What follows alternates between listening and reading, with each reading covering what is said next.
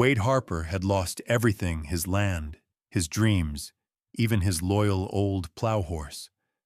Then, at a quiet little auction, he bought a broken-down horse no one wanted.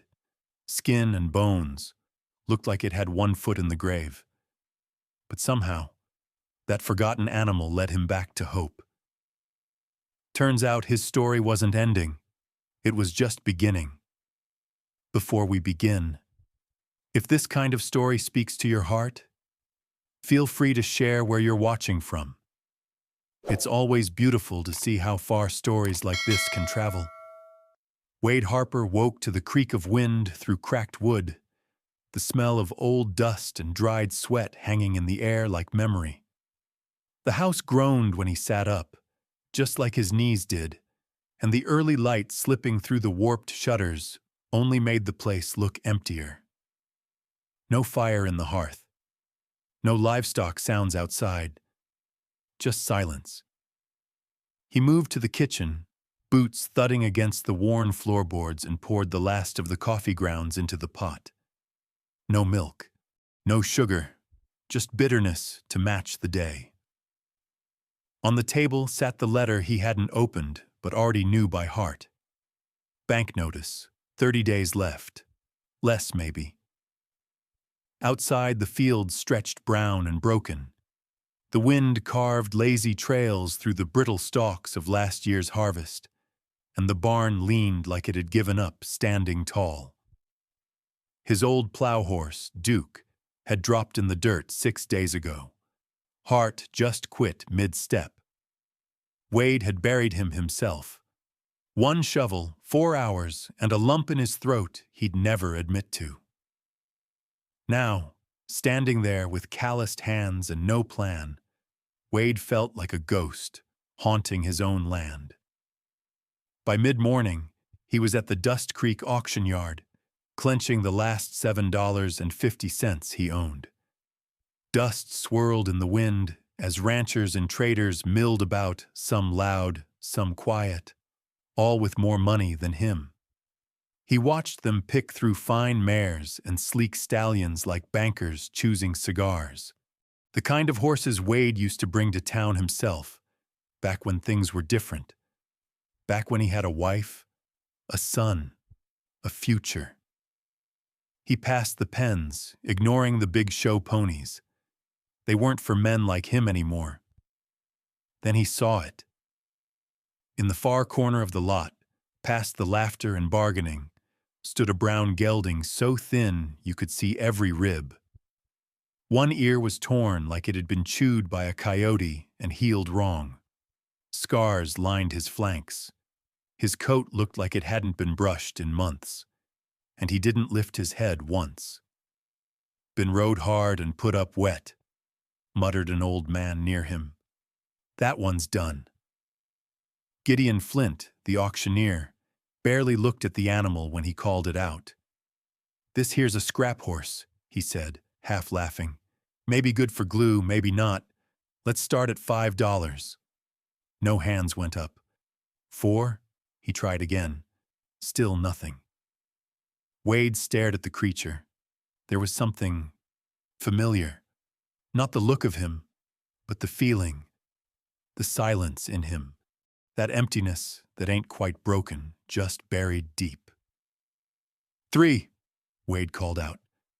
The laughter came quick, rough, and mean. One man let out a low whistle. Another said, "You just paid more than he's worth by $3. But then, the horse lifted his head. Eyes met. Wade's breath caught. Those weren't the eyes of a beaten thing. No, sir. There was intelligence there. Depth, something buried but alive. And for a split second, Wade had the strangest feeling the horse recognized him, too.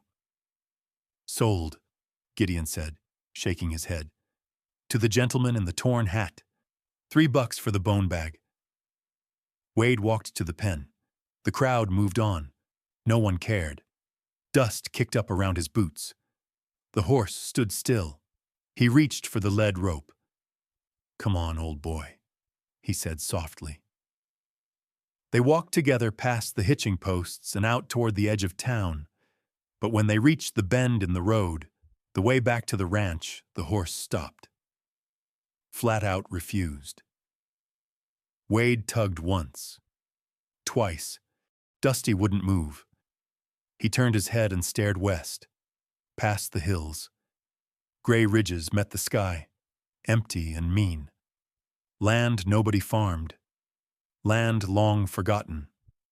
Wade stepped in front of the gelding, looked into those strange, deep eyes. "You're not lost, are you?" he said quietly. "You remember something." And Dusty stared right through him, as if to say, "Then let's go find it." The walk home should have taken 2 hours. It took nearly 5.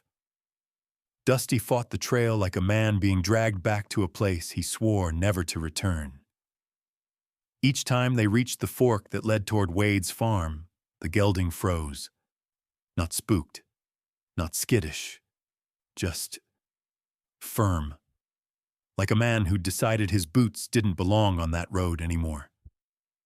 Wade tried coaxing, tried tugging, even tried bribing him with the last carrot he had stuffed in his coat pocket. Nothing worked. Dusty's ears would twitch toward the western hills, and his hooves would root into the dirt like anchors. The mule-headed bastard wasn't scared. He was refusing, and Wade didn't know whether to admire that or curse it. "You got ghosts out there or gold?" Wade muttered under his breath. "Because either way, we ain't got time for a damn detour." Eventually, with a mix of firm pulling and worn-out patience, Dusty gave in. But it wasn't surrender, just a temporary truce. He followed Wade home in silence, step by reluctant step, glancing over his shoulder every dozen paces, like a man checking if he left the stove burning. Wade watched him more than once, wondering what kind of stories were buried behind that torn ear and those storm-colored eyes.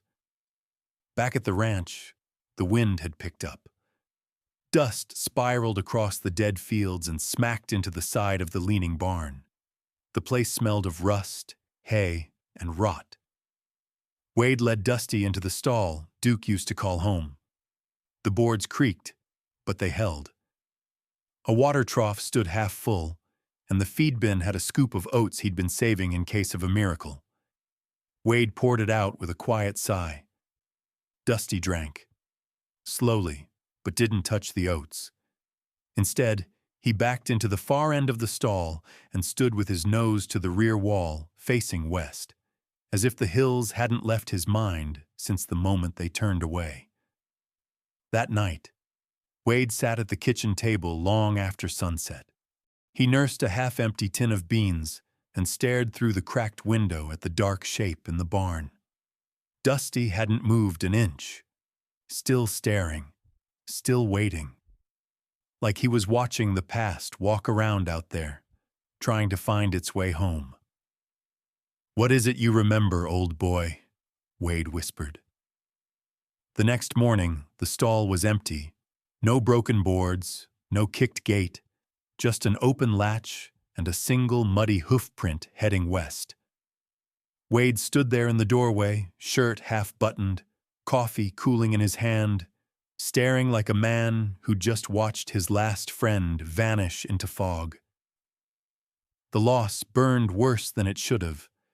Not because he'd lost a horse, he'd lost plenty, but because he'd gambled his last hope, and it had wandered off into the hills without so much as a goodbye. But then, as he stepped onto the porch, he saw him. Up on the ridge, standing still as stone, Dusty waited. Not running, not lost, just standing there, eyes locked on Wade like he was late for something important. Wade didn't ask why. He didn't curse or argue. He just grabbed his coat and started walking. The climb up the western ridge was steeper than he remembered. Or maybe he was just older than he liked to admit. Rocks shifted beneath his boots. Thorns scraped his arms. But Dusty never moved, just watched him get closer with the calm of a preacher waiting for confession. At the crest, Dusty turned and began walking slow, deliberate, sure, like he'd taken this path 100 times before. Wade followed without question. They moved deeper into the hills, past gullies and half-dead trees, across terrain that looked like it hadn't felt a man's boot in a decade. Wade wiped sweat from his brow and muttered to himself, "If I die out here following a damn ghost horse, at least nobody'll be around to say, 'I told you so.'" Then Dusty stopped. In a small clearing tucked behind a veil of thornbrush stood a mound of dirt. At first, Wade thought it was just a coyote den or an old gopher hill, but then he saw its scratches in the surface, fresh ones, long drag marks, like hooves or claws, a shallow dip at the top, not dug deep enough to be random. Dusty pawed once, just once. Wade dropped to his knees. The dirt was loose, too loose for ground that hadn't seen rain in weeks. He swept it back with his hands, his heart pounding harder with every inch. Then his fingers hit wood-old planks, dry and cracked, but laid out with purpose. A trapdoor. He looked up at Dusty. The horse stood still, eyes locked on him, breathing slow and steady. No sound in the hills but wind and the beat of Wade's own heart. "Well," Wade whispered, fingers curling around the iron ring bolted to the center of the door. "Guess you brought me here for a reason." And then, with one hard pull, the trapdoor opened, and the shadows below breathed out like something long asleep had just stirred. The trapdoor groaned as Wade pulled it open, hinges screeching like something alive didn't want to be disturbed. Cold air rushed upward, thick with the scent of dust, rust, and something older, like time itself had been left down there to rot. He coughed and blinked as the light from above spilled into the hole, revealing a wooden ladder disappearing into the dark. Dusty didn't move, just stood there beside the opening, one hoof pawing gently at the dirt like he was waiting for Wade to remember what came next. With a dry swallow, Wade swung his leg over the edge and began to descend. The wood creaked beneath his boots. Some rungs bent dangerously, but they held. 10 feet, 15, 20. Then his feet touched solid ground. Darkness surrounded him like a second skin. He struck a match against the stone wall. The flare was weak, flickering, but enough to show the tunnel stretching ahead, an old mining shaft, braced by thick beams, cobwebs hanging like curtains, dust undisturbed for decades.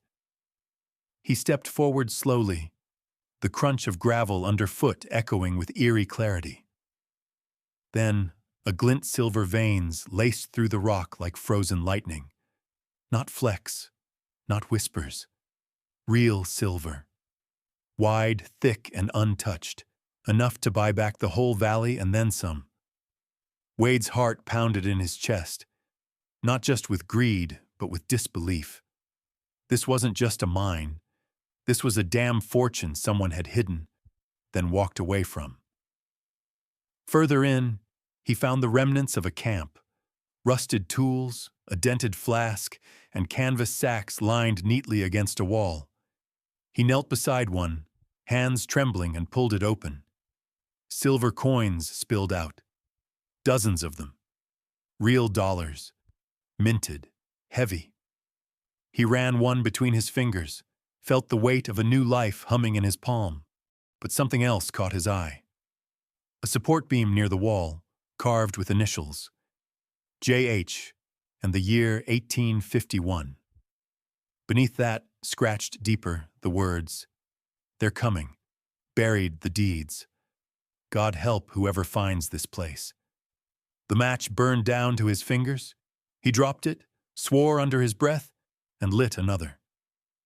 That's when he saw the hoof prints, older ones, pressed into the dust. Heavy.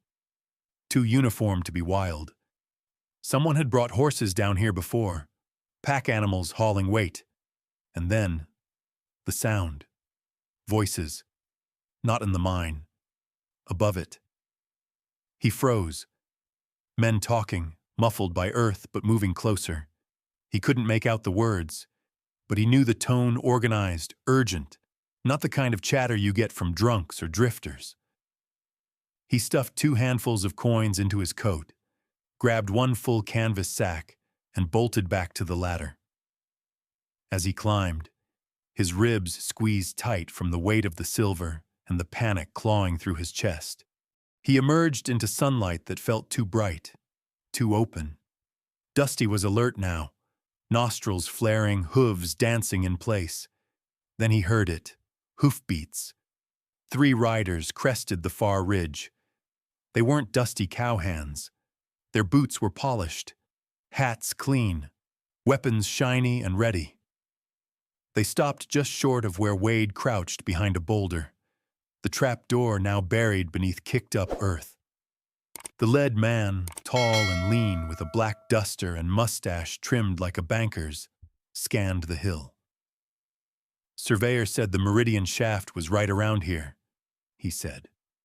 "Jenkins buried the claim before the Apache raid. Had the silver, just not the time. 20 years we've been hunting this stretch," the second rider said, voice tight with frustration. "That bastard's farm went up for probate last week. We buy it at auction. We dig till the bones turn to dust." Wade's stomach turned. They weren't treasure hunters. They were corporate snakes, the kind that killed with ink when bullets weren't quiet enough. And they were talking about his farm. "Split up," the leader barked. "Every ridge, every gulch. I want every goddamn inch turned over before that auction hits." Wade didn't wait to hear more. Dusty was already moving, nudging him toward a narrow path behind the ridge. It snaked low and out of sight, a forgotten animal trail, just wide enough for a man and a horse who knew how to disappear. They didn't run. Not yet. Running left tracks. But they moved quick and quiet through the high canyon shadow. Wade's heart pounding with every step. The weight of the silver in his coat felt heavier now. Not just because it could change his life, but because it could end it.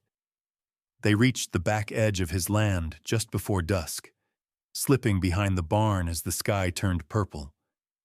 Wade pressed his back to the wall, breathing hard, listening for hoofbeats that never came. Dusty stood watch, his ears twitching, his body still as a statue. Wade looked down at the sack in his arms. 1 bag of silver, a mine full more, a farm on land someone had killed to bury secrets in. He let out a long breath. "You knew," he whispered, looking at the horse. "Somehow you knew."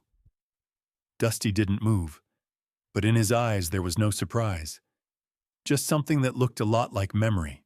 The next morning, Wade rode into town with a coat weighed down by silver and a mind sharpened by fear. Dusty moved like a horse reborn sure-footed, chest proud, every step like he'd remembered his purpose. They reached the county courthouse by mid-morning. The building stood tired and crooked, but its authority still held weight in these parts. Inside, Wade approached the records clerk, an old man in suspenders with ink stains on both sleeves and a gaze that had seen too many broken men looking for last chances. "I'm here to file a mining claim," Wade said, laying out 5 coins on the counter, pure silver, freshly polished. The clerk blinked, then picked one up. "You sure about that, Mr. Harper?" Wade said, voice steady. "Wade Harper." The clerk studied him a moment longer, then shrugged. "Well, Mr. Harper, the government thanks you for your generosity." The paperwork took 30 minutes. When it was done, Wade held in his hands a signed, sealed claim to 40 acres of overlooked rock and brush, a legal deed to a silver river hidden in plain sight. He walked out feeling lighter than he had in years, but that lightness didn't last. Across the street, 3 men stood outside the First Western Bank, horses tied neatly behind them.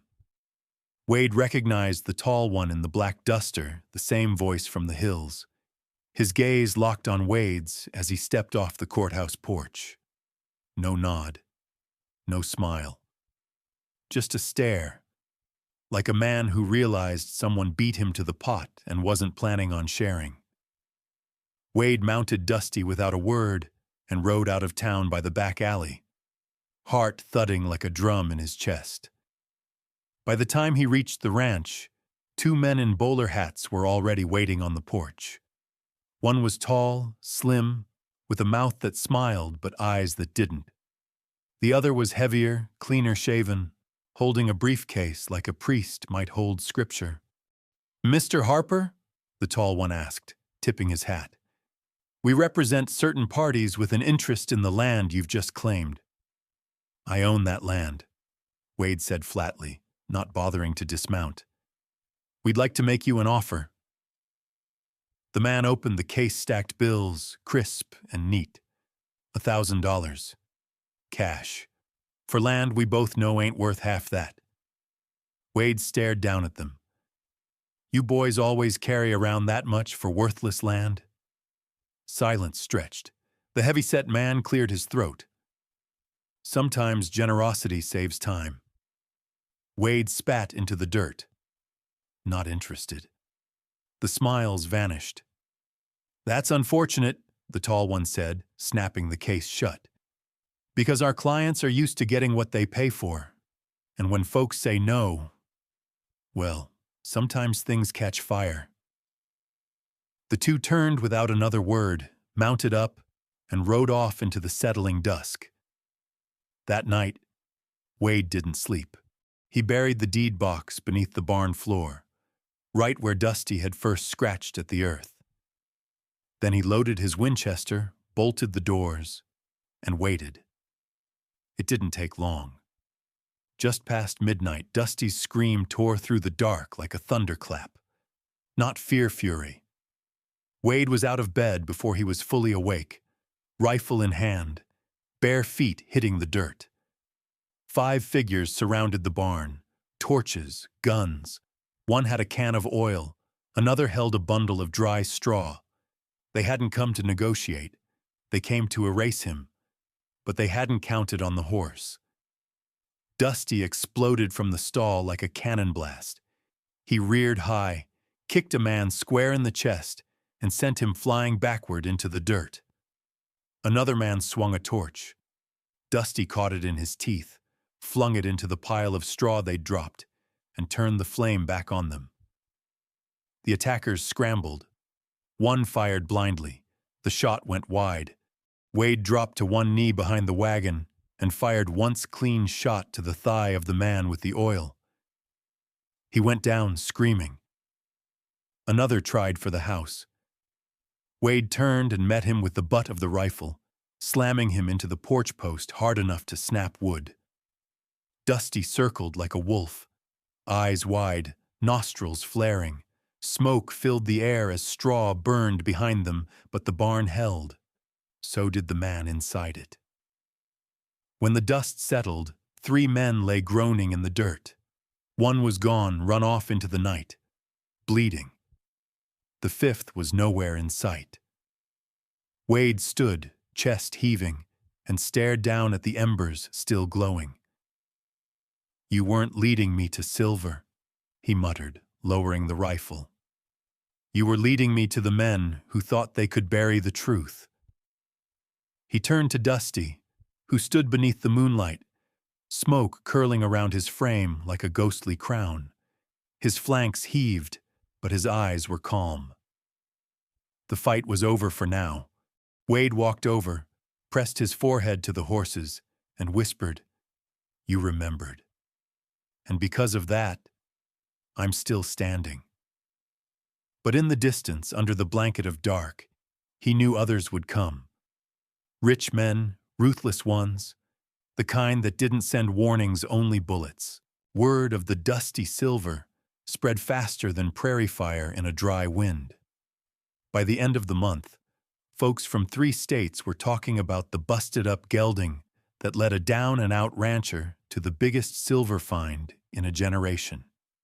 Newspaper men came knocking. Strangers rode up just to lay eyes on the trail-worn barn that survived the fire. But Wade Harper didn't sell a single inch of his land, not for any price. Instead, he fenced off the mine with thick post and wire. Hired men from nearby counties, honest hands who needed steady work. Some were farmers like him, men who'd lost land to banks or storms and knew the value of second chances. Wade paid them fair, fed them better, and kept the operation small, quiet. He refused every offer from out-of-town buyers, even the ones with ledgers and smiles too polished to be real. As for the men who tried to take it by force, they vanished like smoke in canyon wind. Rumor had it, one was found face down in a dry creek bed, another stood trial out west, and the last just disappeared. No lawman ever came asking, and Wade never offered a word. Dusty had seen to their end better than any gun could have. Life on the ranch changed, but Wade didn't. He fixed the porch, repainted the front door, put a new roof on the barn. But the biggest upgrade was the one creature who had earned it all. Dusty, the old gelding, lived like royalty after that. A private stall with fresh straw, a field to roam freely. A farrier from Denver rode in monthly just to tend his hooves, oats imported from California, and every evening, just before sunset, Dusty would climb the slope behind the ranch house. The same ridge he'd once stood on, waiting for Wade to follow and stare out toward the canyon where the mine lay hidden. Sometimes Wade would climb up and sit beside him, both of them quiet. No words, no need. 12 years passed, and though Dusty's coat turned more gray than brown and his gait slowed, his eyes never lost that strange fire, that knowing, watchful glint. It was like he still remembered the hills before they were scarred by greed, still guarded something the world had nearly buried for good.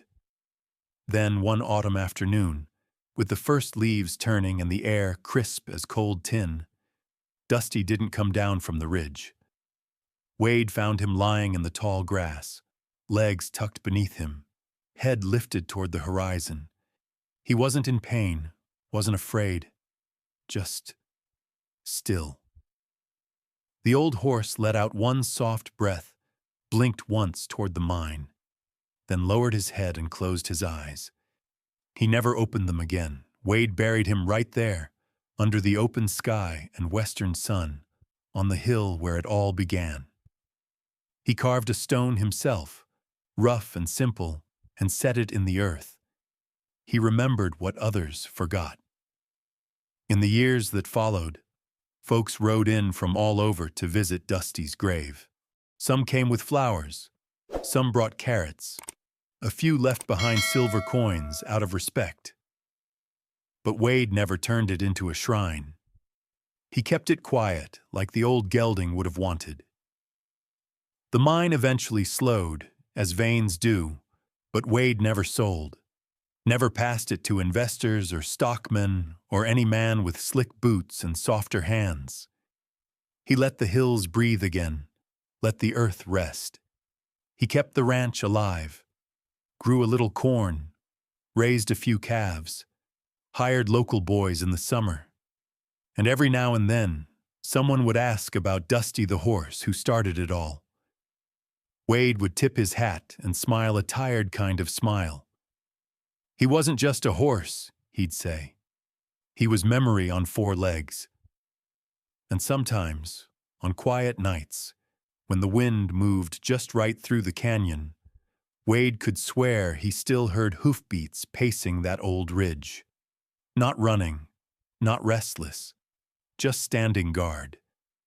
Because Dusty didn't just remember a silver vein, he remembered what mattered. And Wade? He followed a forgotten horse and found the kind of wealth money can't measure.